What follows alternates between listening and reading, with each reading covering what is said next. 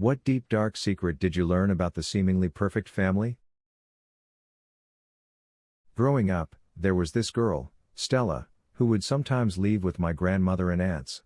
She was a little older than my older sister and we thought she was fascinating but weren't really sure who she was exactly. All our parents would say is that Stella had a hard life and my grandmother would help her out when she needed it. Stella would disappear and reappear in our lives as the years went on. Eventually, she grew up and moved away, shacked up with some guy. She'd periodically write for financial help and my family would always send her whatever they could. She had a lot of health problems, though, that made it hard for her to support herself. She got pregnant by some guy and had trouble raising her daughter so far away from anyone who could help. But, my family stayed in contact with her, my father especially, because the little girl, whose name I cannot recall, needed to know there were people who would support her if she needed it. Stella would send us cards on the holidays and frequent updates about job prospects, her kids' school life, guys she'd meet and lose, her health, and, sometimes, not always, ask for money. My dad started seeing her as a bit of a burden, but a harmless burden. When her daughter graduated 5th grade, my dad sent a congratulations gift and a check for her college account. We didn't know if the money was actually getting put in the college account, but whatever. It was the thought that counted. When he didn't hear back from Stella for a while, he tried calling to see if she'd gotten the gift. He couldn't reach her and got worried. He finally called Stella's case manager, who Stella had mentioned in a letter, and asked her if Stella was all right. "She's okay. She had a bit of a medical emergency, but it's being taken care of." "That's good. We were wondering if she'd gotten the gift for her little girl." "What little girl?" "Her daughter." "Sir, Stella has never had a child." I remember my mom telling me about this and getting the saddest chills up and down my spine. We knew this child. We'd heard so many stories about her for so many years. Stella had created this endearing kid who we all wanted to see grow up to have a happier life than her mother. It devastated the family, particularly my grandmother. Husband, wife, 5 perfect kids. Always the center of attention at gatherings for all the amazing stuff their family did and how much money they could throw around. Each of the girls was forced to have at least one abortion each, some several. Finally, one put her foot down and had her baby and married the daddy and their family facade came crashing down. Sadly, one child is dead from drugs. One has 3 kids from 3 men. 3 are happily married and living far from their parents. Parents split after the mom's cheating escalated. All of that said, I'm not judging. Families have their struggles. But moral being that no matter how perfect a family seems at gatherings, know they have their dirt and hard times, so don't compare your successes and feel down in any way. My family was on the poorer middle class side and took modest vacations and had modest achievements, and were in the shadows at those gatherings. We have our share of struggles, but I'm proud to say none of us were ever into drugs. Mom and Dad were happy together until he died. All of us kids finished school and have healthy careers and families. Worked at an after-school program with preteens. One of the kids always seemed to be seriously annoyed with his parents. For the most part, we thought it was just a kid being a kid, and nobody likes their parents when they are 12 to 13 years old, so I and the other staff didn't think much of it at first. Whenever the parents come to pick him up together, they seem the ideal couple. Very affectionate with each other, and they played off his obvious aversion to them by just saying, "He's becoming a teenager and you know how they are." A couple of weeks go by and it just becomes more and more apparent that this kid just cannot stand to be around his parents. As soon as they display any affection towards each other, he just walks off or rolls his eyes, and he obviously becomes very upset. One day they come to pick him up and they are being super clingy with each other, and I guess it just broke him. He threw his backpack at them and took off running back into the hallways of the school. So, I and another counselor went after him. We found him sitting in a corner in the gym, hands around his knees, face down, and crying. After some coaxing, he finally let out that his parents were not who we thought. According to him, the public display of attention was all an act for the public. Behind closed doors, these were 2 very different people. His parents absolutely hated each other but refused to get a divorce. From what the kid said, they would never speak at home or generally acknowledge each other. He would have to act as the go-between, carrying messages since they refused to speak to each other. They openly carried on having affairs and dating other people, but when they were out in public together, they would stress putting on the perfect family persona. The kid had just had enough and couldn't deal with it anymore. I can't imagine the emotional stress it was putting on him to carry that around. My next-door neighbors, husband, wife, and 2 young girls, and my neighbors down the road, husband, wife, and 3 young girls, were the best of friends and did everything together. They went on vacations together, they went out to dinner together, they even bought a timeshare together. My family had to move to a different state for 2 years, and this was during the housing crash of 2008, so our house never sold, so we just moved right back in. Well, when we were cleaning up our house to move back in, we found a Kama Sutra style book in a bathroom drawer and a mysterious bleach stain on some carpet. We had told all the neighbors where the extra key was in case they wanted to store stuff temporarily or take cover during a hurricane.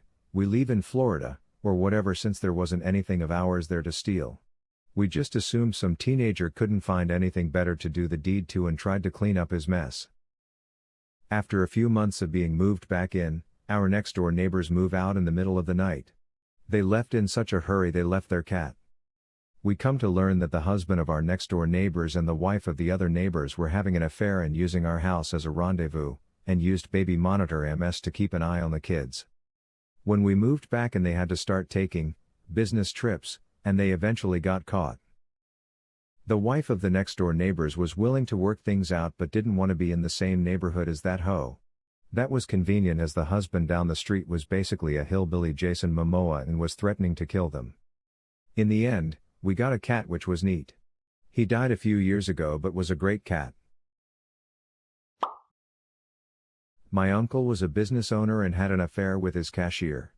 They had an illegitimate child together who was mentally handicapped and requires permanent hospitalization. My uncle bought a house for his mistress. The same uncle also quit his job to gamble full-time. He lost $1 million on online poker, and he had to remortgage his house when it was originally fully paid off. The same uncle accidentally knocked up his wife, who pretended to know nothing about his affair, just as soon as their youngest kid became an adult, so now they are in for another 18 years of raising kids. Meanwhile, another uncle's wife died from cancer, and he went back to China to find a new wife over 20 years younger than he was. The wife had another kid out of wedlock from a previous relationship. He married her only weeks after meeting her and brought her back to Canada. Soon, he was spouting death threats and punching her regularly, and she had to get help from our other relatives to secretly leave Canada to leave his physical and verbal abuse. That uncle has been in Canada for over 15 years and doesn't even speak 10 words of English or French. Doesn't bother to integrate. Meanwhile, another of my uncle is charged for sexually assaulting every single one of his nurses while in hospital. He gropes them then laughs at the act. Meanwhile, about 15 years ago, my mom's best friend killed her husband and went to jail. The murderer and victim were both immigrants from China, like the rest of my family.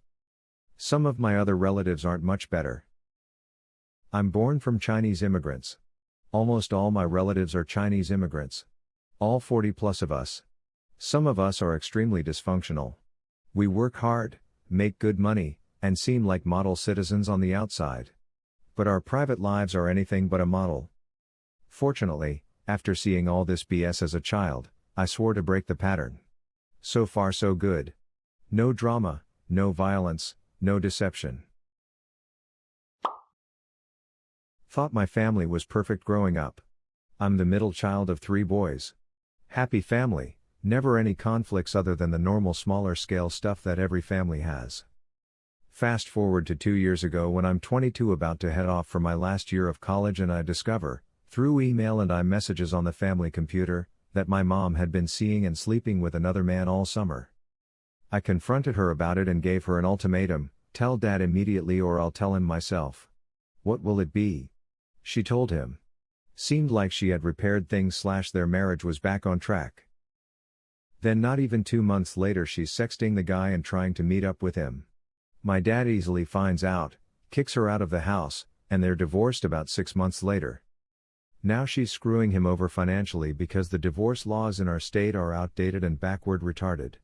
You get financially rewarded for committing outright and over-the-top adultery. Though she's going to get completely cut off soon. So at least there's that. Regardless, thanks to her actions, she totally blew up our family and it will never be the same. For me, I'm fine and have moved on. But I just cannot fathom the malice aforethought to do that to a man who's done everything for you for over 30 years. It's pure evil to be able to do that to another human being. There was Slash as a family in my town that I would have considered to be a perfect family. I'm going to refer to them as the Smiths. The Smiths are a family of 6, and they truly are some of the nicest and happiest looking people I have ever met. But a wave of misfortune and darkness took the Smith family by storm. Their second eldest daughter developed both depression and an eating disorder at the young age of around 14 to 15. Her condition initially didn't seem that severe. She was seeing psychiatric help and they thought she was getting better, but she was only getting worse. Eventually, her psychiatrist revealed to her parents that she said she had stopped eating at home, and would spit out meals when her parents were otherwise occupied. This self-destructive behavior eventually led to her being taken to a hospital, where the doctors would try to make her eat via a feeding tube, but at night she would rip her feeding tube out. She's recently been taken to a hospital in California. We're from a small Midwestern town, so that's quite the distance. And the worst part is, insurance doesn't cover any of it. She has spent multiple months in different hospitals and mental health facilities, and is in one of the top mental health hospitals in California. It's incredibly heartbreaking to see that this family has to suffer so much emotional and financial pain due to her unfortunate condition. This is about my BFF, who I'll call Honda cause that's been my nickname for her since I met her at 12 years old.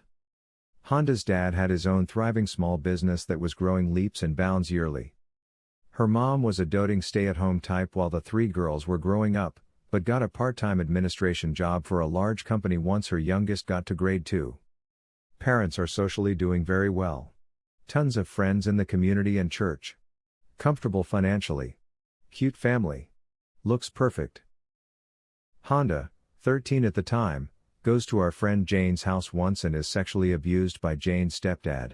Not clear on what happened as Honda has never felt comfortable talking about it, but she did say he touched her and that other things happened. Honda decides to press charges. Honda's parents tell her that although they believe it happened, they did not want her to press charges as it will make things awkward for them socially. Honda goes forward anyway and the case goes to court. Honda's parents to this day 20 years later have never once spoken about the abuse or court case. In the process of all this, 2 other girls, also friends of Jane's that Honda had not even known or been aware of, step forward and admit to also being abused by Jane's stepdad.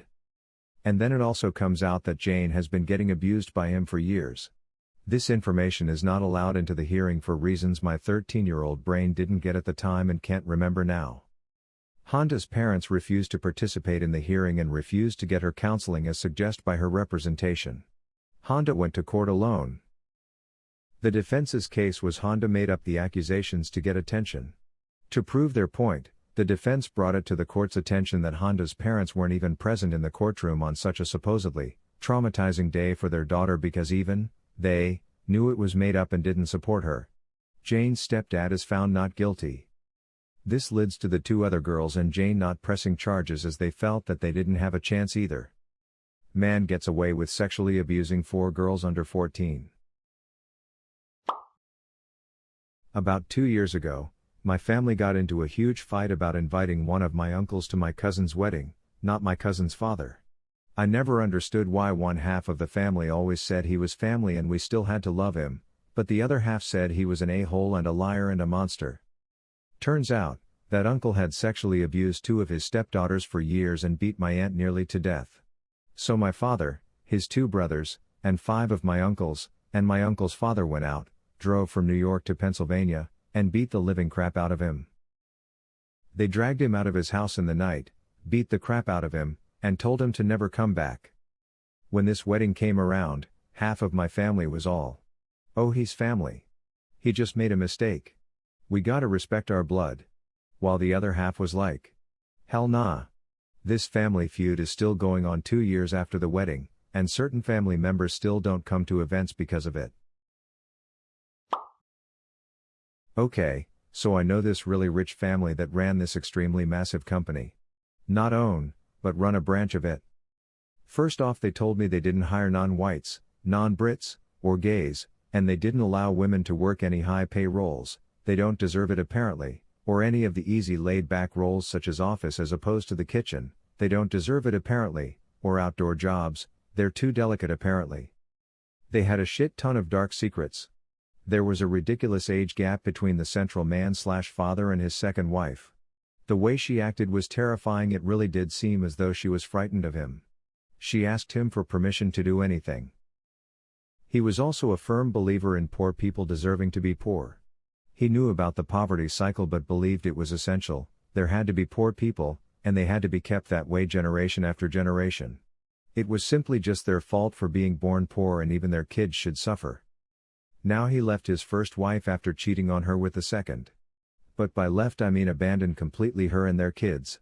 He goes on all the time about how these kids who he abandoned at the ages of 2 through to 7, were disappointments to him and he hated them despite not having had any contact with them since. How the hell can a 2-year-old kid be a disappointment?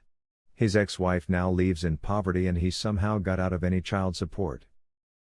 Now, the kids and teenagers in this family are so messed up it's tragic. They've been sexually abused and had that covered up. Some of them are anorexic, and some of them are just plain walking in their parents' footsteps evil. Homophobic, sexist, racist, hateful, sociopaths. One of them messed up his ex so bad she now can't have kids. I don't know how he did it. Just that's the result. I know this from my time spent with them while being close friends to one of the teenagers when I was in secondary school. I went round to their house, mansion, and when they get drunk they spill things. Plus he told me a lot. He was homosexual but had 3 beards the time I knew him cause he was constantly in denial as he hated gay people.